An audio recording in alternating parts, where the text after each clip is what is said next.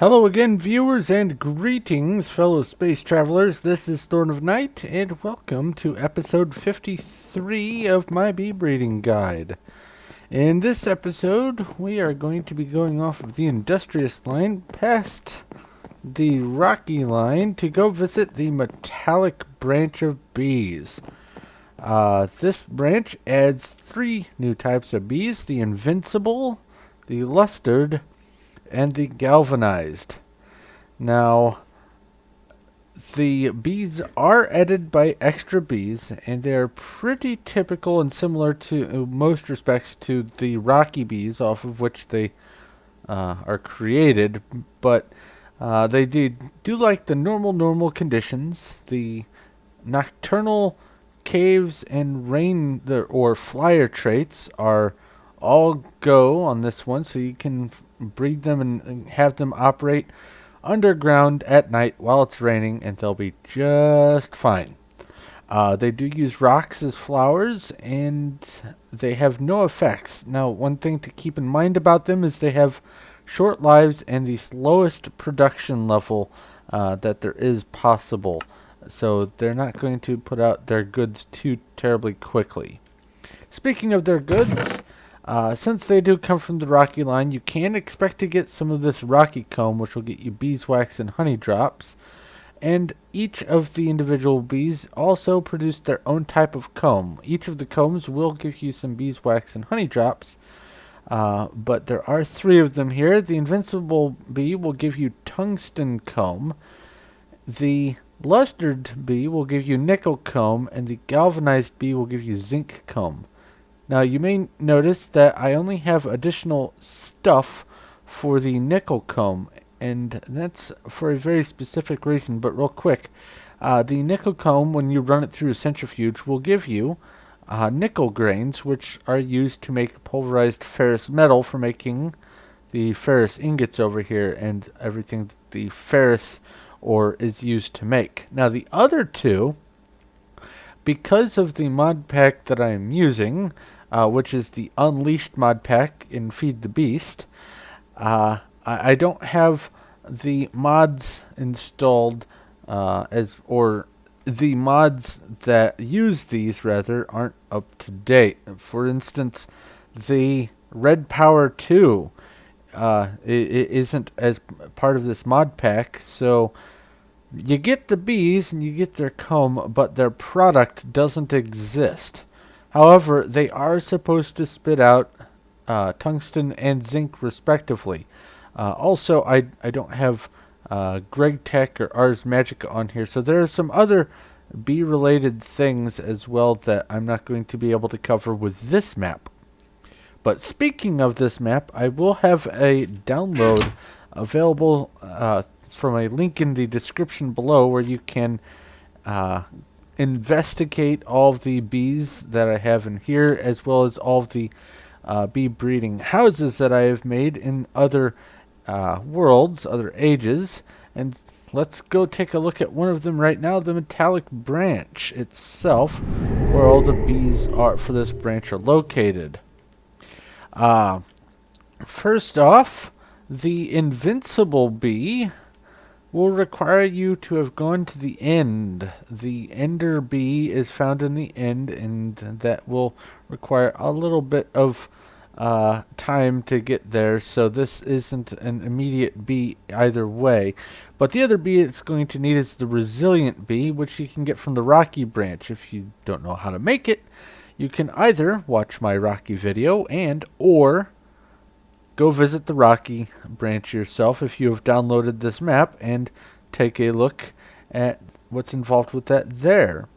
Now, I have left some stock levels for you to tinker with if you wish for creating this bee, and as you can see, I went through a bunch. I started with a stack each of these, and this was all filled up.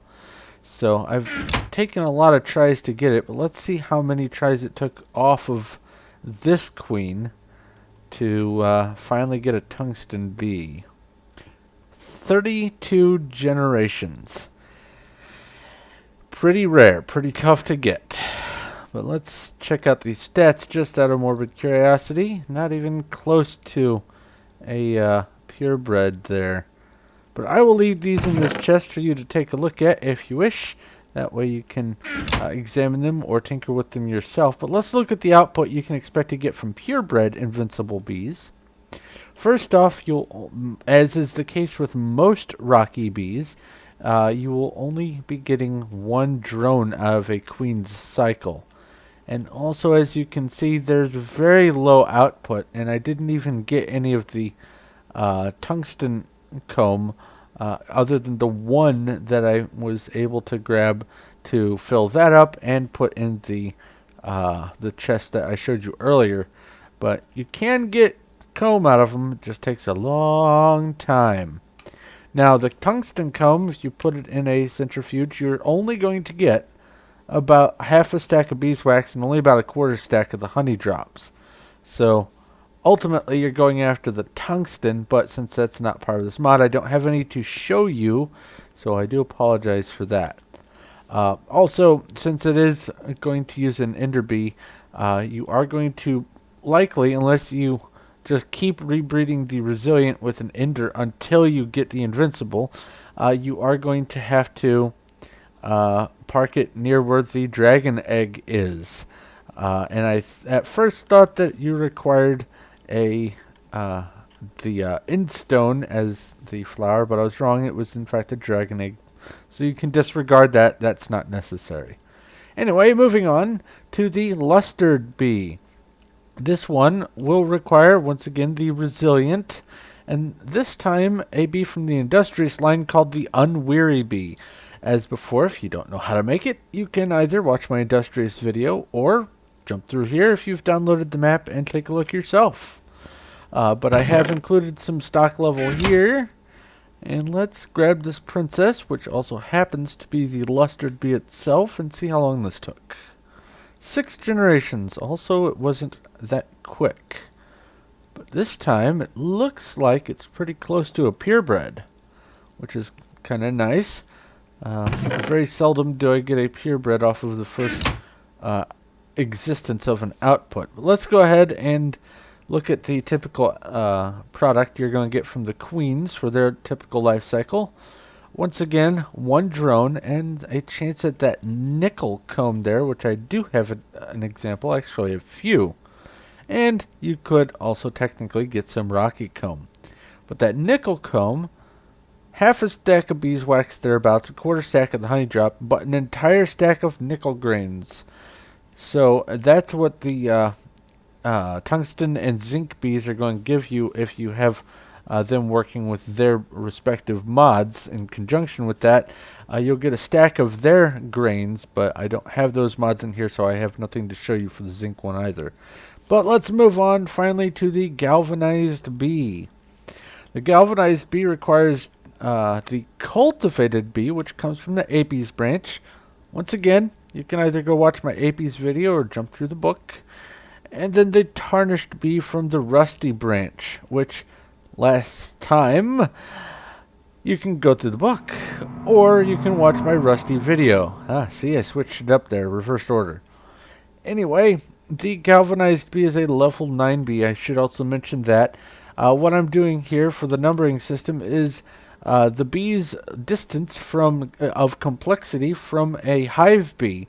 So a cultivated bee is just a few steps above being a hive bee, whereas the tarnished is 8 steps up. And so since this is 1 step up from the tarnished, it's a 9. That's what I'm doing with that. That's what that means. But let's go ahead and look at the galvanized bee. I do need to grab the galvanized, but also I need the princess to check the age. Again, not 1 generation, but 9 this time. So it's all the bees in this branch tend to seem to take a little bit of breeding and rebreeding to create. But stick to it, they will happen. So I will leave these in here. They were sort of close to a purebred, but not quite. But let's look at the galvanized output. These, once again, are the purebred queens that are used for 1 cycle. Once again, 1 drone out of this. and a chance at some comb, and it looks like I just only had some rocky comb left after I grabbed what I needed for this. Once again, half a stack of beeswax, quarter stack of honey drops, and if you can get the zinc out of the honeycomb, i.e. if you have the mod or mods installed that use it, you'll be getting a stack instead of having an empty spot there. Now, the bees in this branch are not used to go on and create any other bees as new species, so it's pretty much the end of the line with this. However, you can try to get some of the traits out of them if you want. They are pretty similar to most of the rocky bees other than what their output is, so it'll probably be easier to just try to grab the traits out of rocky bees, since those come straight from hives anyway, and they're everywhere. But that is pretty much all there is to say about this branch. So thank you very much for watching. I hope I helped answer any questions you may have had, and hope I was informative. However, if you do have any questions or comments or suggestions, please by all means feel free to leave a message in the comment section below, and I will do my best to respond as quickly and thoroughly as possible.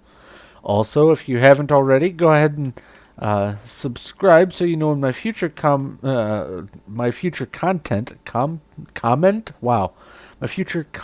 comes out.